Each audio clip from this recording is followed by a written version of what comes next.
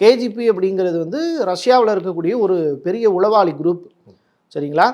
அவங்க வந்து பார்த்தீங்கன்னா அதில் அல்நூர் முசாயவ் அப்படின்னு சொல்லிட்டு ஒரு நபர்.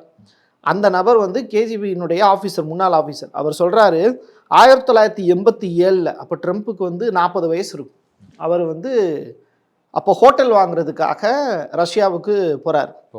அப்போ அவர் பிஸ்னஸ்மேன், இன்ன வரைக்கும் பெரிய பிஸ்னஸ்மேன் தான் அவர். அவங்க குடும்பமே பெரிய பணக்கார குடும்பம் தான், பெரிய பிஸ்னஸ் பண்ணக்கூடிய குடும்பம். நிறையா வந்து மதத்தின் மீது நம்பிக்கை இருக்கக்கூடிய ஒரு குடும்பம். ரஷ்யாலையும் கிறிஸ்டியானிட்டி நிறையா பேர் ஃபாலோ பண்ணுறாங்க. இப்போ இங்கேருந்து அங்கே ட்ராவல் பண்ணி அவர் போகும்போது அவருக்கு 40 வயசாக இருக்கும்போது அப்போ அங்கே இருக்கக்கூடிய நபர்களை சந்திக்கிறாங்க. அப்போ அவர் கேஜிபியில் ஒன் ஆஃப் த மெம்பர் அப்படின்னு சொல்லிட்டு அவருக்கான அங்கீகாரம் கொடுக்கப்படுது. அப்போ அந்த உளவு வேலை பார்க்குறதுக்காக தான் மறுபடியும் வந்து அமெரிக்காவுக்கே வர்றார். ரஷ்யாவில் அவருக்கு கேஜிபி ஆஃபீஸராக அவருக்கு கொடுக்கப்பட்ட பேர் முதற்கொண்டு இந்த ஆல்நூர் அப்படிங்கிறவர் சொல்கிறார். ட்ரம்ப்புக்கு இன்னொரு பேரும் இருக்குது. பாட்ஷா படத்தில் வரக்கூடிய ரஜினி மாதிரி அவருக்கு இன்னொரு பேர் இருக்குது. அது என்னென்னா கிராஷ்னோவ் அப்படிங்கிறது தான் ட்ரம்ப்புக்கு ரஷ்யாவினுடைய கேஜிபி கொடுத்துருக்கக்கூடிய இன்னொரு பேர்.